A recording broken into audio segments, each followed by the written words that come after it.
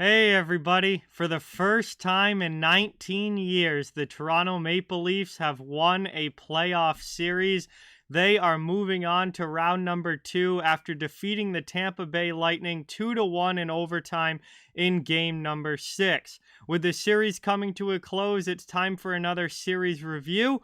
We'll take a look back on this fantastic matchup between the Leafs and Lightning, and I'll give you my 3 stars of the series. Let's go. As you can see, Toronto gets it done in 6 games, winning 4-2 over the Lightning in this series. And it was a very high-scoring series overall. 23 goals for Toronto, 21 against. Scoring numbers were very similar, and both of these teams put a lot of pucks in the net. The only game of the series that had less than 6 goals in it was the final game that was won by the Leafs in overtime. Power play numbers also very similar. There was not a lot separating these teams in this series. 6 for 21 on the power play for the Maple Leafs, 5 for 21 on the power play for the Lightning. It's funny, throughout this series, fans of both teams complained a lot at different points about the officiating, about missed calls, and penalties, and there was a lot of complaining going on, but ultimately both teams ended up with 21 power play opportunities, exactly the same number of power play opportunities in the series, and it really just kind of all evened out in the end, despite the game-to-game discourse back and forth about officiating. The goaltending numbers here, not spectacular. Obviously, with such a high-scoring series, you're not going to get elite goaltending numbers. But ultimately, Ilya Samsonov did what was needed to be done in goal for Toronto. Had a stellar Game 6 to finish off the series, and ultimately came away as the winner. We take a look here. He went 4-2 with a save percentage right at .900 on the dot, 3.14 goals against average, and minus 0.9 goals saved above expected. Certainly not spectacular elite level numbers, but he did what he had to do to win games, and big reason why Toronto is moving on, particularly his performance in game number 6, where he only gave up 1 goal and was phenomenal from start to finish. On the other side, Andrei Vasilevskiy, not really looking like what we've come to expect from Andrei Vasilevskiy. I will say he was very good in game number 5, and that was a big win for the Lightning, but overall in the series, not enough from Vasi. 2-4 with only an .875 save percentage, giving up over 3.5 goals a game at 3.56 goals against average, and minus 3.1 goals saved above expected.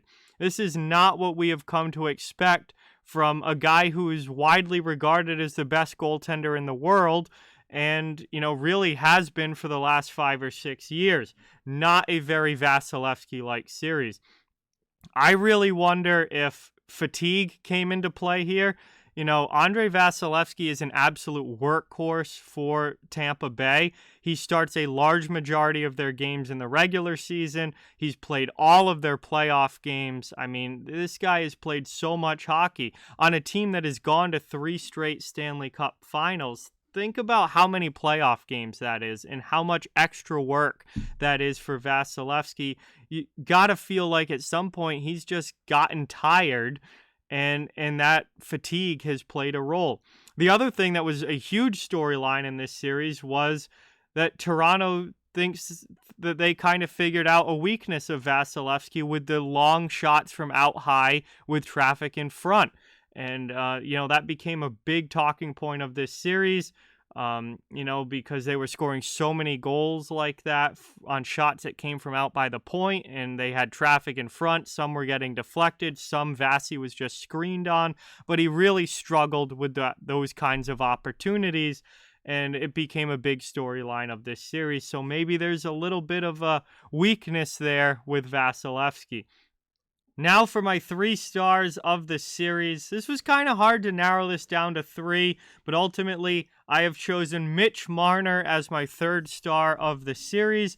He had 2 goals, 9 assists, 11 points, which led the team plus 9 rating, and 7 of his 11 points came at even strength. So it's not like he was just piggybacking off the power play. He was playing really well and producing at even strength, which is a great sign for the Leafs going forward.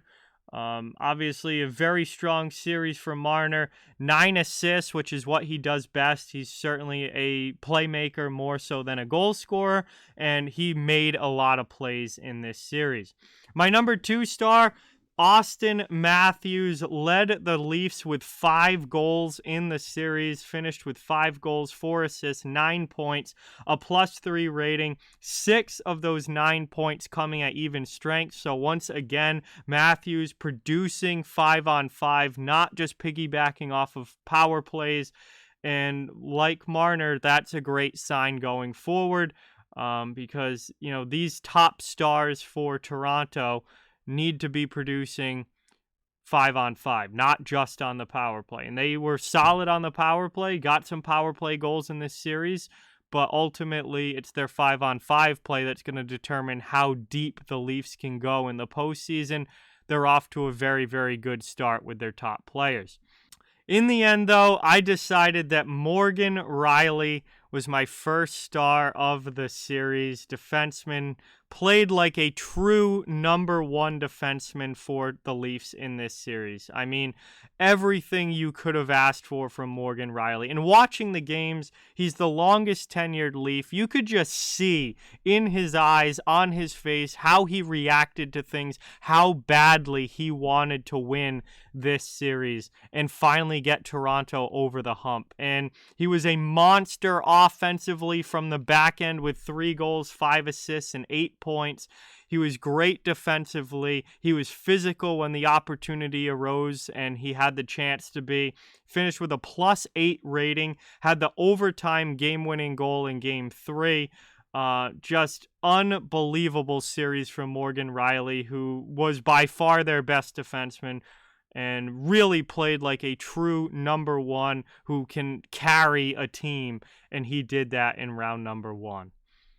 So I got to give a huge congratulations to Toronto Maple Leafs fans on this series win and this team finally getting over the hump. It's been a long time coming, almost 20 years, but finally now in 2023, 19 years after they advanced to the second round in 2004, they are going back to the second round where they will face either the Boston Bruins or the Florida Panthers, depending on who wins Game 7 of that series.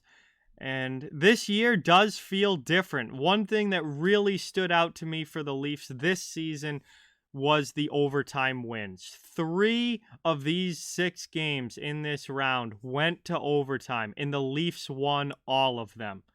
That is clutch, and that is the kind of clutch that we have not seen from the Toronto Maple Leafs in years past. As this long streak of them losing in the first round went on, they were losing these overtime games. They were coming up just a goal short. And this year, that's changed. They are winning in overtime, or at least they did here in round number 1. They got that big goal that they needed. And it ultimately was the difference in the series. They had huge comeback wins in Games 3 and in Game 4. They won both games in overtime. Leafs teams of years past would not have won those games. This year they did. They got huge OT wins, come from behind wins, and that ultimately ended up being a huge difference. And to win the series in overtime the way that they did, I think is very fitting for how this series went for Toronto and how this year's Leafs team feels different. So this was a monster win for the Leafs, but the job is not done. It's great to win a round, and obviously with the streak and all of that, it's very important that they've won a round, and this feels like a big step for Toronto. But the ultimate goal is a Stanley Cup, and they've still got a ways to go before that. There's a lot of hockey left to be played before we're talking about the Stanley Cup Finals. So the Leafs will play either the Bruins or the Panthers. They have their game number 7 tonight, and it's going to be a tough second round, tough matchup no matter who they play. You know, that those teams are in the playoffs for a reason and are going to be formidable opponents. But for right now, the Leafs are ecstatic. They're moving on. And for the first time in 19 years, they have made round number 2.